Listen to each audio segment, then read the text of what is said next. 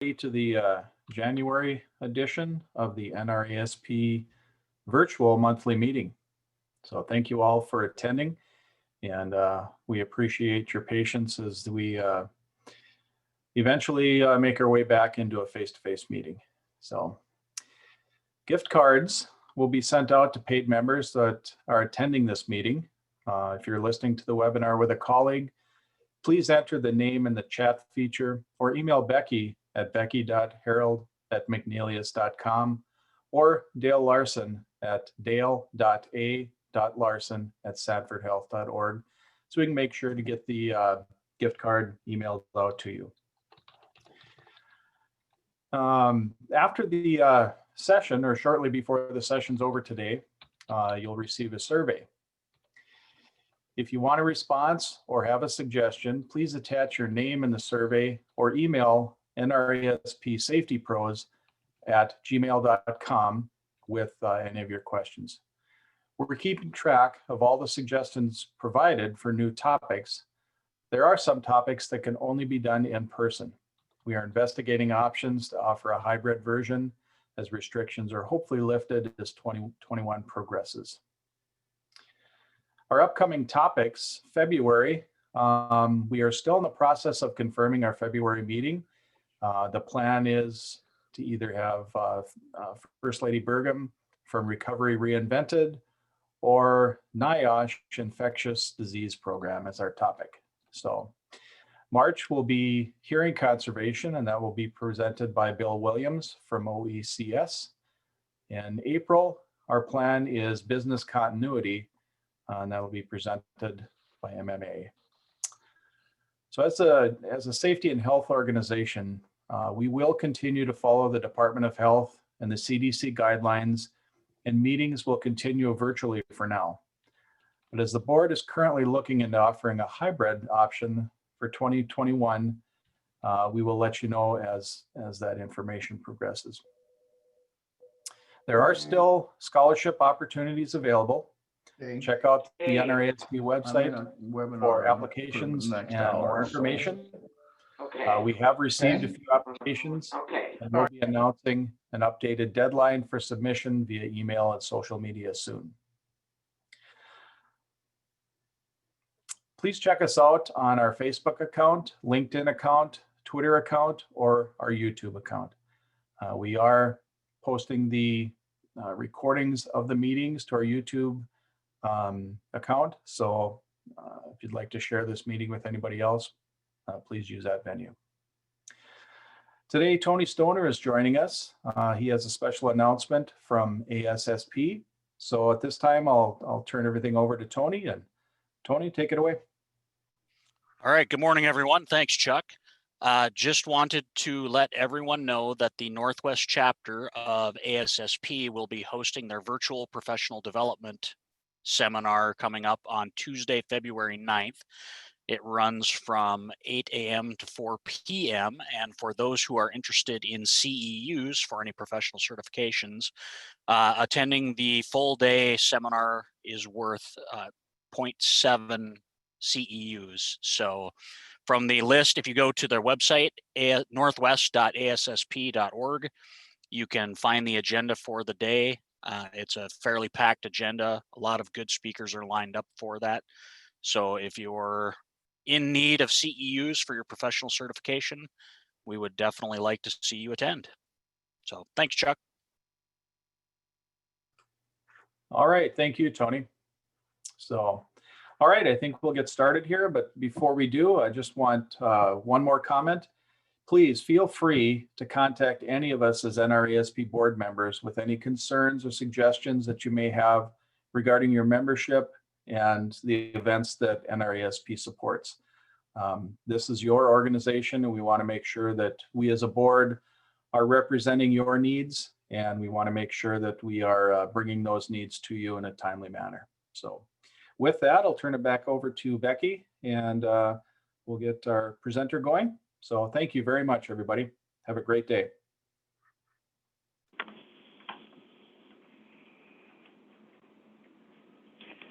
Are you ready, Crystal?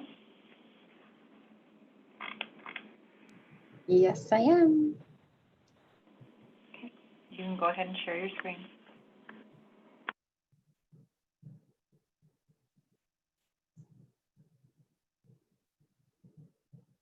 How does that look?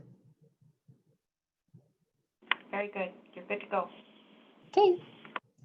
Well, good morning, everybody. Thanks for joining me and congratulations. You made it halfway through your work week. Way to be on top of things. My name's Crystal Nelson. I'm an occupational therapist and a certified ergonomic assessment specialist. Years ago, I was in the clinic treating all sorts of upper extremity injuries, and now I'm most of the time out in the Fargo Moorhead community, helping to stop these injuries from happening altogether.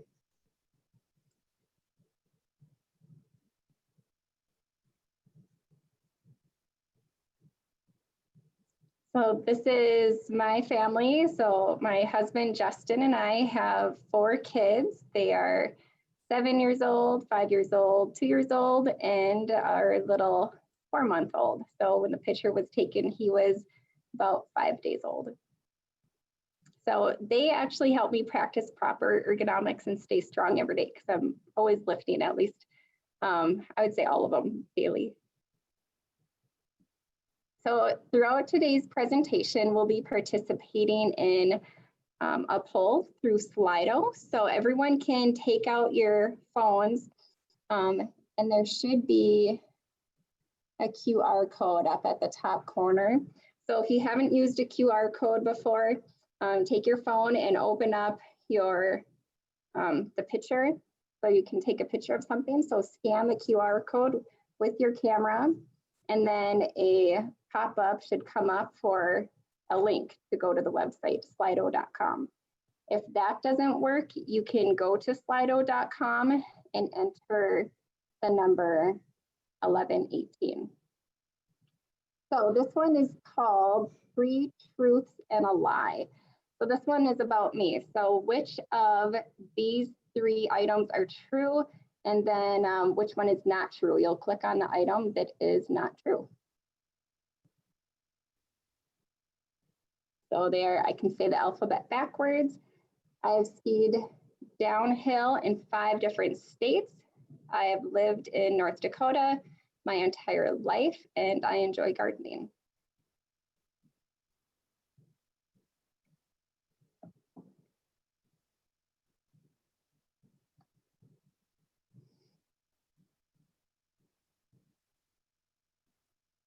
And I'll give everyone a little bit more time as we're getting comfortable with these polls. There's quite a few polls throughout the presentation. Your answers are anonymous, so just keep it clean.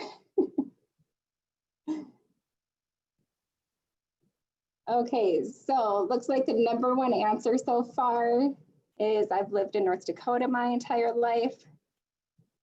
There's a few more coming through. I think there are about 37 participants and it looks like 21 have responded.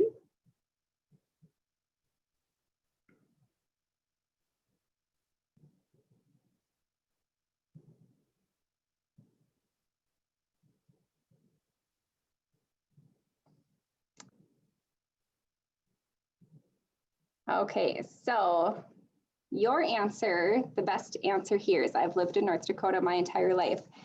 That one is actually true. And I don't know if I should be embarrassed or proud to say I've never lived anywhere else, but I was born in Dickinson. I grew up in Bismarck. And after college, I moved to Fargo and started my career. I can say the alphabet backwards. That is something that I learned in high school when I wasn't paying attention in class, and I would practice writing down my alphabet. I do enjoy gardening. It's one of my favorite things to do. And the one that is not true is I have not skied downhill in 5 different states. I've never skied downhill. I've never gone snowboarding. And now that I'm older with kids, I'm afraid to go because I don't want to break a bone. I've seen just how the rehab part of broken bones can go. So maybe someday I'll still give it a try, but not anytime soon. Okay, we have another Slido question. This one, you can just type in your answer, whatever comes to mind. Which superpower would you most like to have?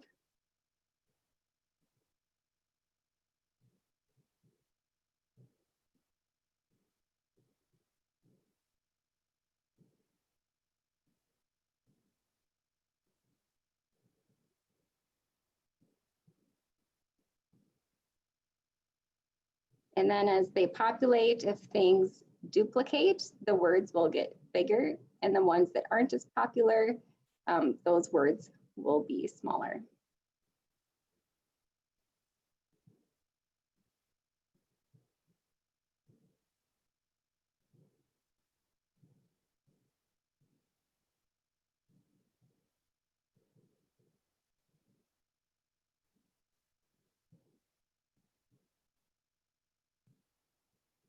So my husband actually was sharing his superpower with me, and he said that his superpower was he would like to make people have diarrhea on demand, especially in traffic. So if people aren't moving at a green light that need to be moving, he thought that that would help to move traffic along. Okay, so lots of feelings of wanting to be invisible, to fly, mind reading would be fun. Wouldn't that be interesting?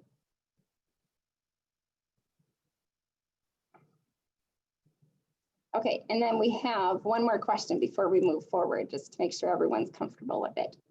What is your level of understanding of the topic? So cold weather injuries and injury prevention in cold weather.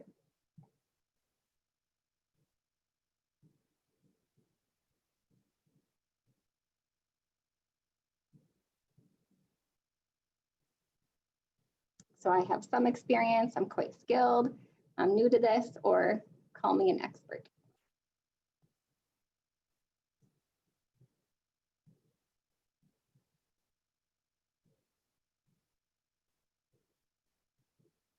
Okay, so it looks like the majority of you have some experience with cold weather injuries. I would say I am skilled, but I'm definitely not an expert in cold weather injuries. I'm an expert in ergonomics.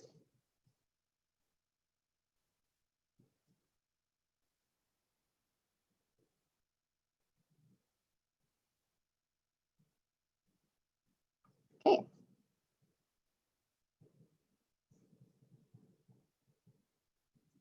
So as an occupational therapist, my practice is solely based on research and evidence. So I'm a little bit of a nerd when it comes to statistics. So I have a few to share with you today. So the CDC found that too much cold has a worse effect on life than heat has had. So in 2015, more than 800 people died because of hypothermia, and less than 400 people died from hyperthermia. So hypothermia, that's when your body temperature decreases below its norm, and hyperthermia is when your body temperature is elevated but above the norm. Cold weather related accidents are fairly common, and according to the US Bureau of Labor Statistics, in 2017, there were over 20,000 occupational injuries related to ice, sleet, and snow. 20% of reported on-the-job injuries are due to slips, trips, and falls. So think about statistics within your workplace too. Is this true for you as well? So when we talk about slips, trips, and falls, 15% of these end up in an accidental death, which is only secondary to motor vehicle accidents. It is the leading cause of death in the construction industry, and construction industries in general have a high rate of work-related accidents as well. There's an increased likelihood in cold weather conditions. When you do have a slip, trip, or fall, you don't just fall and get back up again. Many times it includes a bone fracture, contusion, bruise, severe abrasion, or a laceration.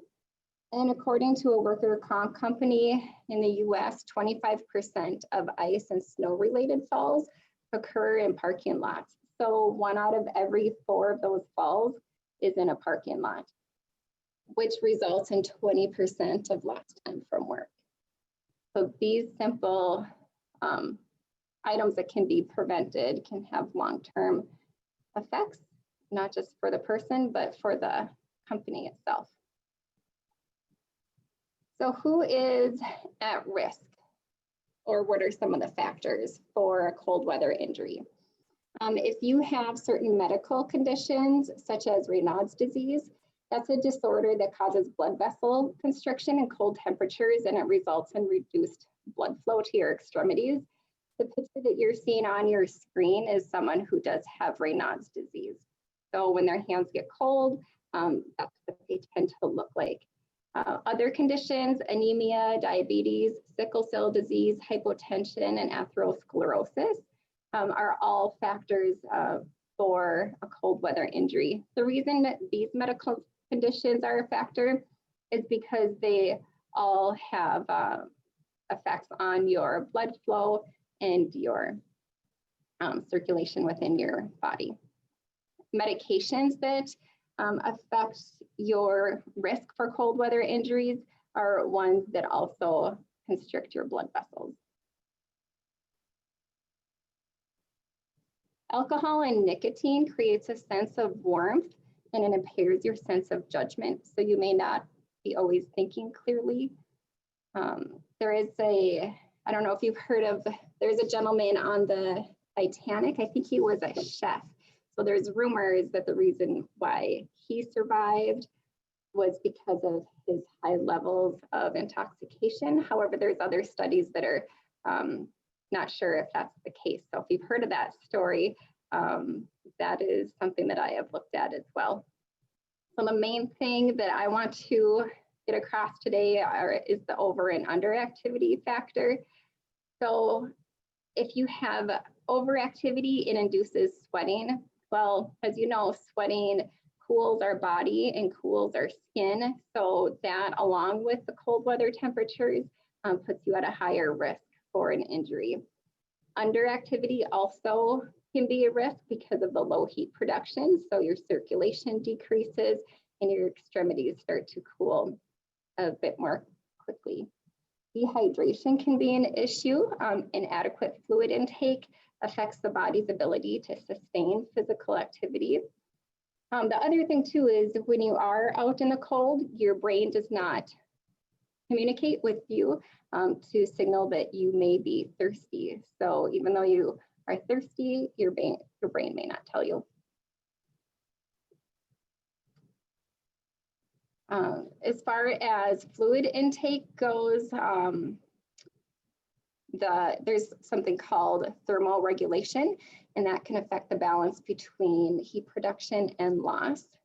In cold environments with your sensitivity to thirst, when it declines, it can increase the risk of dehydration with strenuous activity. So again, just to keep in mind, vigorous exercise and activity induces sweating, and I'll be talking more about what we can do when you are sweating in cold weather. Inadequate nutrition can be an issue. So underfeeding can cause low blood pressure or low blood sugar. This is called hypoglycemia. So what that does is it impairs shivering, and thereby it makes it difficult to generate body heat. Low carbohydrate stores also limit your ability to maintain physical activity. Older people are much more likely to be affected by heat than colder, or be affected by heat or cold than younger individuals. And this is because many times as we age, our circulation is affected as well. Many deaths attributable to cold happen on moderately cold days as opposed to extremely cold ones. I'm going to read that again. Isn't that interesting? So the temperature affects your likelihood of an injury. So if it's moderately cold, you're more likely to get an injury as opposed to extremely cold ones. The reason for this is studies find that people are more prepared for extremely cold temperatures versus when it is moderately cold. People might think that they can get through things quickly, and if it takes longer than they thought, then they end up having a cold weather injury. Weather-related deaths are 2 to 7 times as high in low-income counties as in high-income counties, and this is mostly because of the resources they have to cold weather gear. So here's an interesting map for cold-related deaths. So if you look at North Dakota compared to some of the surrounding states, we have less deaths than South Dakota, Montana, Colorado. So that makes me think of the statistic that we just talked about, where we are better prepared for cold weather. However, if you look at Minnesota, it looks like they're beating us by a landslide, but we won't look at them at that point. And Alaska, they're about off the charts for cold-related deaths. Okay, so what is a cold weather injury? Cold weather injuries occur when there is an imbalance of body temperature regulation or where heat loss is greater than heat production in an area of the body or in your body's core. Having a cold weather injury does make you more susceptible to having a future cold weather injury. Okay, so get your phones out again. We'll go back to Slido. Here's another quiz. Okay, at what temperature can a cold weather condition occur? 49 degrees and below, 45 degrees and below, 39 degrees and below, or 34 degrees and below?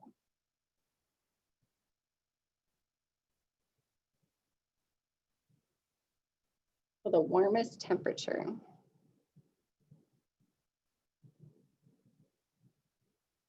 So with this one, it doesn't show our results as they are being entered.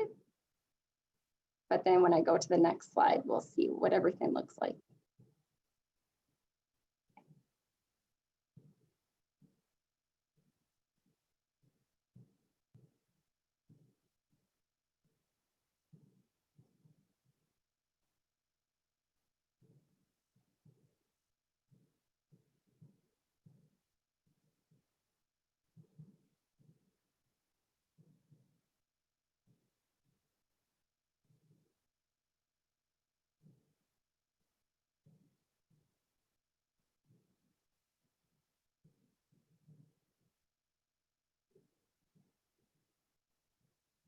Okay, so let's see what our answers are.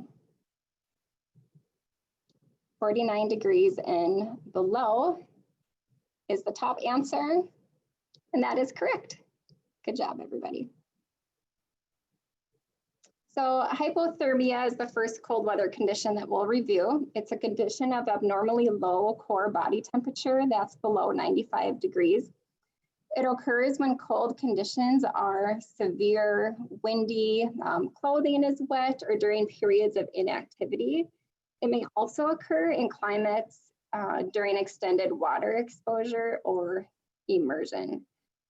So as you can see here, some of the symptoms are confusion, shivering, difficulty speaking, sleepiness, some stiff muscles. People may become irritable as well. For the severe stages, people stop shivering. They have a desire to lie down, to sleep. Maybe their heartbeat is faint or their breathing is faint, and they may become unconscious as well during severe stages. For treatment, you want to prevent further cold exposure. Drink warm, sweet liquids if the person is conscious. And you do want to rewarm with body-to-body contact or a warm sleeping bag. If needed, it is okay to give CPR to someone who does have hypothermia.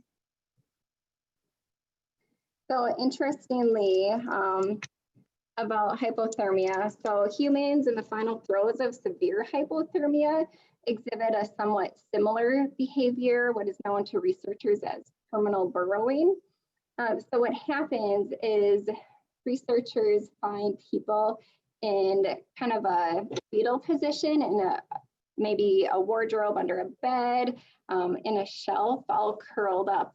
And it's studied where it starts out in your brainstem where it triggers the final state of hypothermia, and it produces a primitive and burrowing-like behavior. So very similar to hibernating animals as well. Another strange behavior for people who have hypothermia is called paradoxical undressing. So this is when people in the final stages actually remove clothes from themselves. So many times people will be found without clothes on, and many times the clothes are removed first, and then people go into the terminal burrowing stages. Very interesting.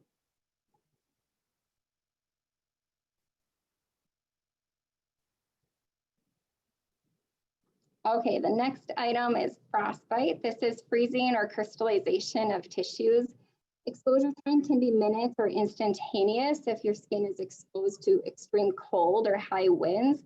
So your extremities, such as your fingers, toes, ears, nose, are affected first. Some of your symptoms are your skin feels cold, stiff, or woody. Your hands or extremities turn gray or a waxy white color. You may also feel some numbness, tingling, or a stinging sensation. You may also notice blisters, absent or restricted joint movement, some discoloration, hard underlying tissues, and purple or blackened skin.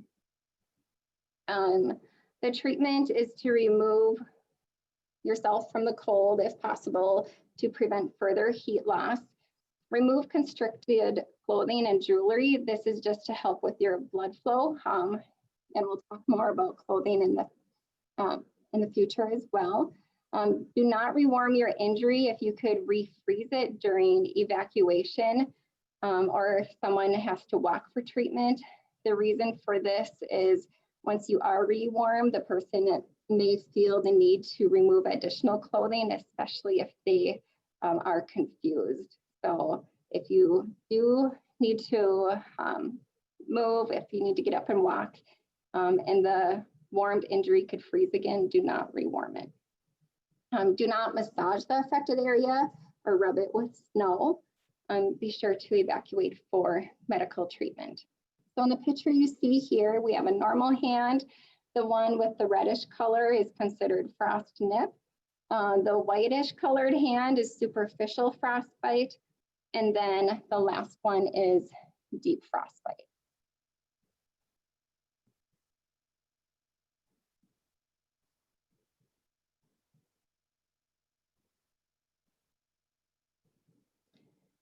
Chilblains.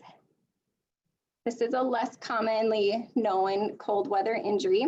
It's a condition that occurs in cold, wet conditions due to prolonged exposure of bare skin. Commonly affected areas include your ears, nose, fingers, and toes. So your symptoms are the skin is initially pale and colorless. It worsens to an achy sensation and then it becomes numb. It's also red, swollen, hot, itchy, and tender upon rewarming, and blisters occur in severe cases. So the difference between frostbite and chilblains is that frostbite usually makes your skin dry and kind of scaly, where chilblains becomes very red, swollen, hot, itchy is the main thing.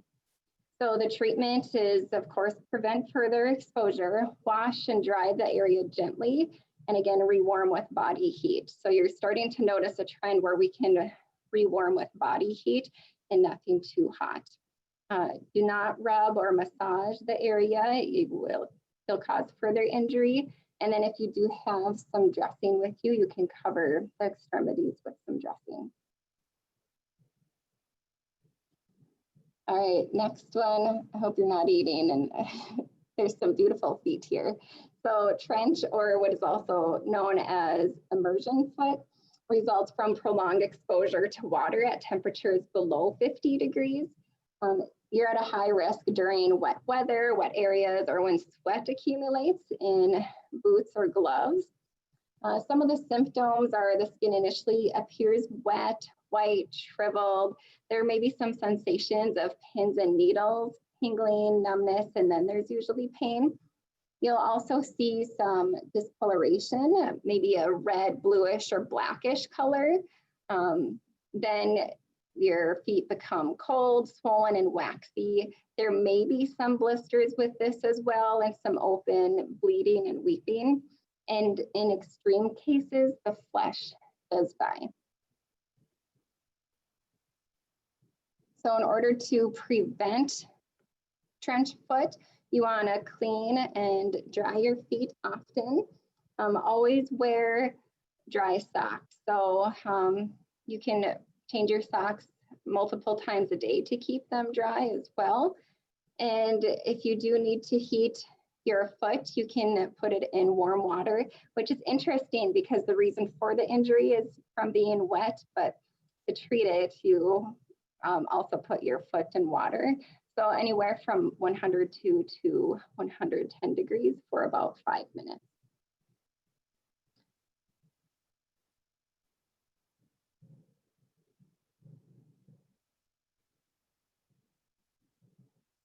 So some other injuries related to cold exposure are dehydration, sunburn, carbon monoxide poisoning, snow blindness, slips, trips, and falls, and repetitive stress injuries. So how does cold affect our body? Cold weather causes muscles to lose more heat and contract, and that causes tightness throughout our bodies. Joints get tighter, muscles can lose their range of motion, and nerves can easily be pinched in this situation as well. Low temperatures cause your blood vessels and arteries to narrow, which restricts the blood flow and reduces oxygen to your heart. So your heart must pump harder to circulate blood throughout your constricted blood vessels. And then as a result, your blood pressure and your heart rate increases. Stretching a cold muscle can result in pulling or straining your muscles because they're tight. So if you exercise, you may have heard this often, don't stretch a cold muscle. So if you do need to stretch, which I do recommend in cold weather, start with a light activity such as walking or jogging. You can march in place, you can shuffle your legs to get your blood flowing through your body into your muscles. And this will help to loosen your muscles. Some stretching benefits are it reduces fatigue and increases blood supply and nutrients to joints and soft tissues. It increases muscle fiber elasticity. It increases your joint fluid, which allows improved mobility and can increase your joint's range of motion as well. It decreases tightness on muscles and tendons, and it improves muscular balance and posture. By stretching, you can reduce pain and disability levels, and it improves self-worth. It does make one just feel better overall when you are stretching. All right, get out your phones again. We have another Slido question. So this is a trick question. We haven't talked about this one. Which one more rapidly decreases your body temperature? Increased winds or decreased physical activity?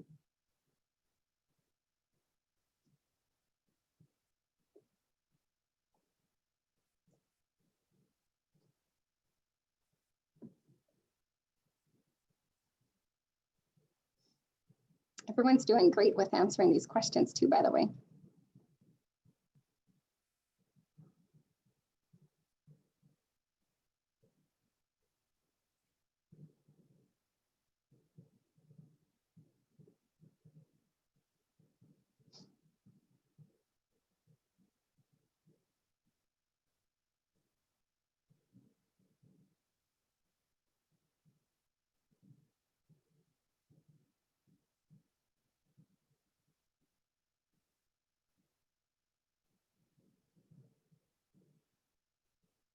You have a 50-50 chance to get this one right too.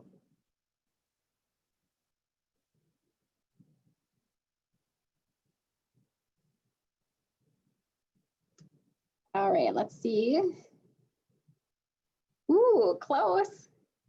Which one more rapidly decreases your body temperature? Increased winds is winning, or decreased physical activity? Decreased physical activity is correct.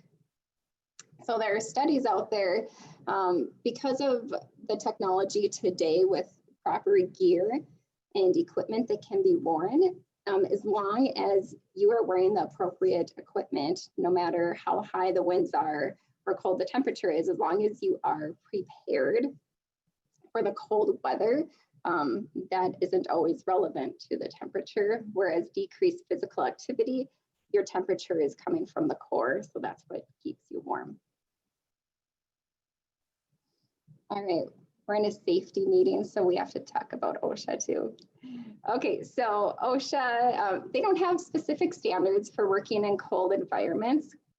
Under OSHA, employers have a duty to protect workers from hazards, and employers should take the lead on safety initiatives by establishing safety standards, promoting a company culture of workplace safety, and provide training to prevent, identify, and treat cold-related illnesses and injuries. Well, look what we're doing today, meeting OSHA standards. Okay. Okay, so how do we prevent a cold weather injury? Number one is water consumption. This might sound extreme, but remember, we do burn more, or we may become dehydrated when we're out in cold weather. So drinking 5 to 6 quarts of water a day is important. Having it be warmer versus cooler is better for your body as well. So hot juice or soup, even hot water is wonderful. Hot lemon water, all of those items are great. And of course, use an insulated water bottle or a container to prevent the liquids from freezing or from becoming chilled. Another way to prevent an injury is making sure you are consuming the appropriate amount of foods. So your caloric intake increases by 25 to 50%. So I don't know if you remember way back when you were a kid and you were out playing in the snow and you came back in and you were just starving. Well, that's because your body was using up so much energy to keep you warm. So based on a 2,000 calorie diet, you need, with moderate exertion, about 4,500 calories a day if you're working out in the cold weather. And with extreme exertion, about 8,000 calories per day. Isn't that unreal? Make sure you're frequently snacking throughout the day as well. You want to pair carbs and protein together. So the pictures below, the one on the left-hand side of your screen are carbs, and the one on the right-hand side are protein. The reason for this is because carbs will fill you up quickly, and your protein can keep you full for longer periods of time. So another way to prevent a cold weather injury is to prevent slips, trips, and falls. So clear snow and ice from walking surfaces, put down ice melt as quickly as possible, monitor indoor floors for slippery surfaces, and for what areas that cannot be immediately addressed, post signage. For snow removal, you want to use snow removal processes that do not require workers to go on roofs or other elevated surfaces. If elevated surfaces cannot be avoided, it's important to have them inspected by a competent individual to determine if it's structurally safe to bear weight for workers. Determine the right equipment to be used for the job and personal protective equipment for workers. Make sure all are properly trained on how to use the equipment. If there is a risk of workers falling, supply a fall protection equipment as well. If you do need to remove snow from rooftops using a snow rake, it's a wonderful device. The one shown is my favorite. It's the Avalanche Snow Roof Rake.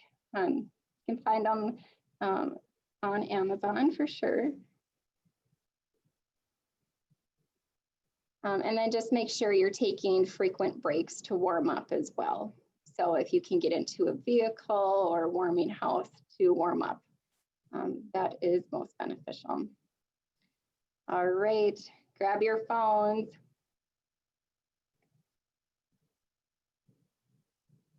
When walking on snow and ice, which animal or bird should you walk like? You want to jump around like a kangaroo, like a flamingo, walk like a penguin, or a monkey? What I suggest is whatever animal you choose, you can get up out of your chair and practice walking like that animal. And we can't see you, so get up and move around, stretch a little bit.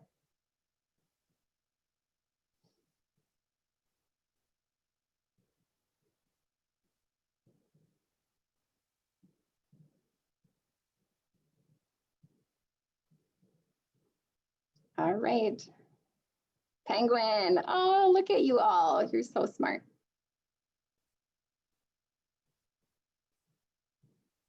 Okay, so cold weather gear. You want to wear footwear with traction and insulation. So penguins purposely walk like they do to prevent a fall. They take short, flat, and wider steps. So you may notice too, even with elderly people, our sense of balance decreases as we get older. So when elderly people are walking, especially those with a walker, you'll notice that their steps are shorter, flatter, and they're wider, which increases their center of gravity or decreases their balance. Make sure you're wearing hats, gloves, and boots as well. The add-ons for your boots that can help with traction, the ones in the picture are Yak Tracks. And there's also some really good ones on LL Bean's website too. So those are my favorites for traction. So there are heating devices that can help you during cold weather. These can be kind of tricky because if the heating devices increase your body temperature, you can start to sweat. So if you wear them and become sweating, then you are increasing your risk for a cold weather injury. But if you can warm your jacket and your gloves up just enough to keep you warm, then that's something to be mindful of. So Milwaukee makes some great heated jackets and gloves. There's a really good heated hat that you can find at Shields by Action Heat. And there's some hats, gloves, boots that are designed to put disposable hand and foot warmers in there too. I know Carhartt makes a really good hat where you can put a disposable hand and foot warmer in it.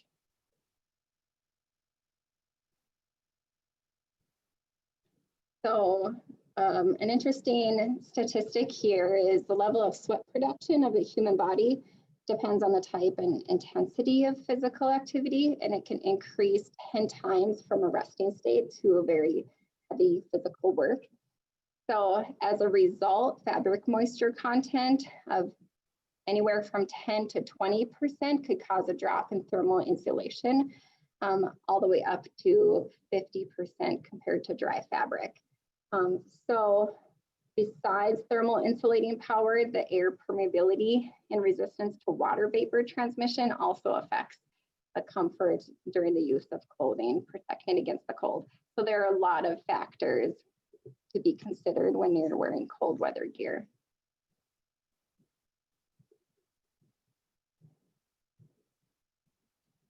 Okay, so when it comes to clothing and layering, you want to be very mindful of your very first layer. So you want your first layer to be moisture wicking and with thermal properties. Okay, so your first layer isn't just the long sleeve undergarments that you see here in the picture. Your first layer is your underwear. So if you're wearing underwear that is made of cotton, you're absorbing a lot of the sweat that you're producing. So make sure you read the labels for some of these first 1 to 2 layers.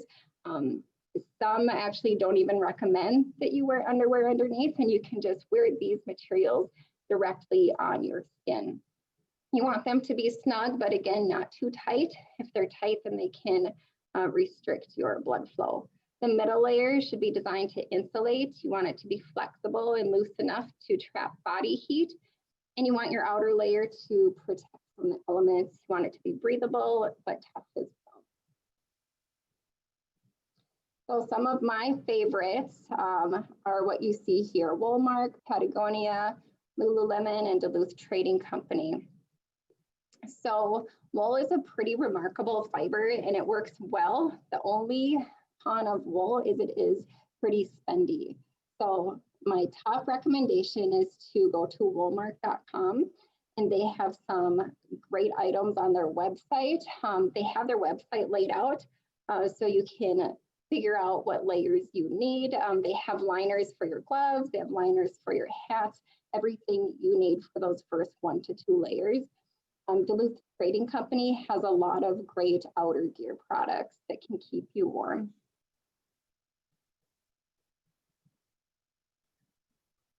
All right, so with all these studies of cold weather injuries, it's hard to differentiate between is it ergonomics that causes the cold weather injury, or is it the cold weather factors? Well, with all injuries, there is always more than one factor.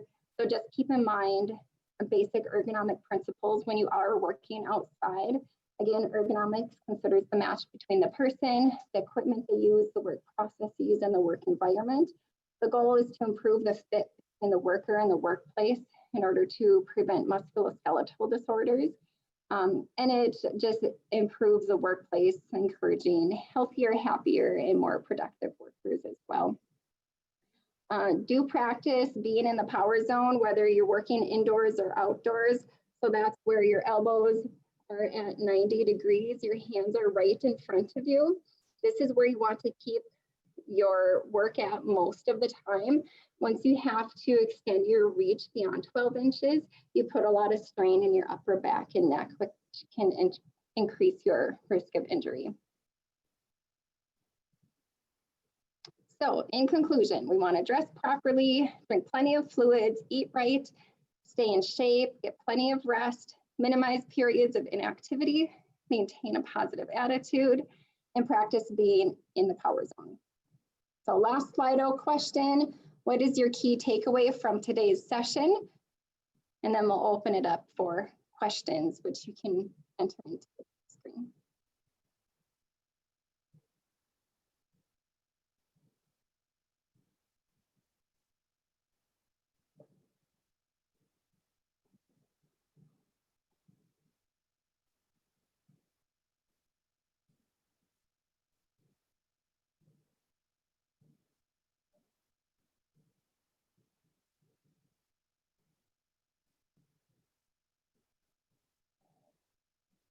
Okay, be prepared. Hydration. Dress accordingly. Base layers starts with underwear and the amount of calories required. Little details can make a big difference. Stay active with proper clothing. What to look for when someone is cold. Need to learn more about ergonomics and dress accordingly. Proper layering and clothing. Yeah, the thing with ergonomics is it makes it difficult just based on what you're working with. So everyone's setup is a little bit different.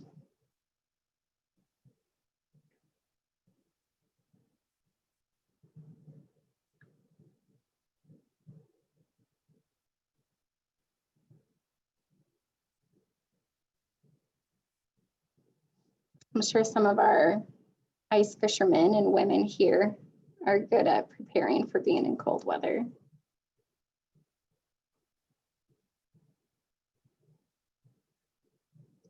Okay, great answers. I appreciate all the feedback as well. So let's open it up for questions. I'll see if there's anything here that I see. If you have questions, you can type them into chat.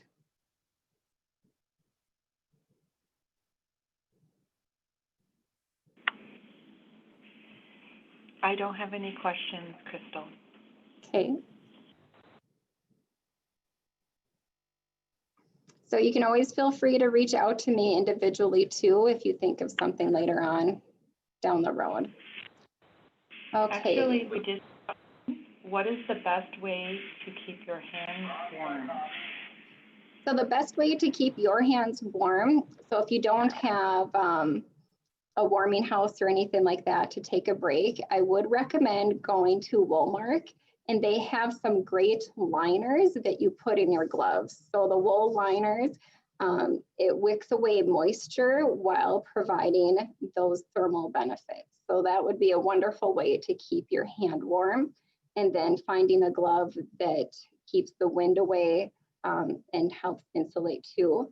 There are some really great gloves that have that heating element in it. But again, our hands are so likely to sweat that I do feel the best way is to get some of those liners on your hands. And keep them moving too. So if you're holding on to a piece of equipment, make sure you take breaks and do some hand pumps to help with circulation. Very good, Crystal. I have another question here. Is the top of your head the most important to keep warm because of heat loss? So that is something that we always grew up thinking. Our parents, teachers always told us to put a hat on. The reason for that is just because most of your remaining body is covered with a jacket.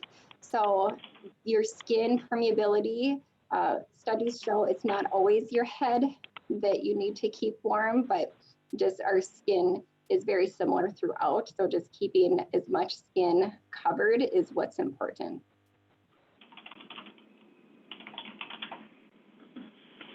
Okay. You have And one had other frost. question here, Crystal. Yep.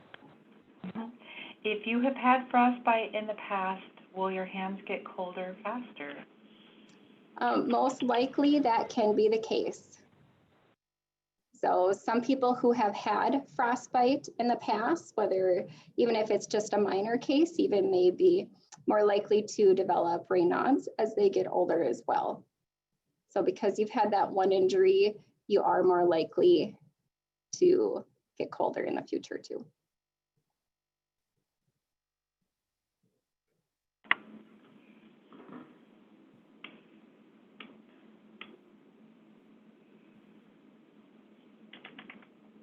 Okay, I don't have any more questions right now. Hey. But if I could ask Chuck to come in, and then Tony, if you could speak again to the ASSP virtual conference for our members, we'd appreciate it. Thank you, Crystal. A lot of really good comments. Yes, thank you. And here's a nice warm beach after looking at all those cold pictures. All right, I will stop the share on my end. Chuck, we'll go ahead and turn it over to you.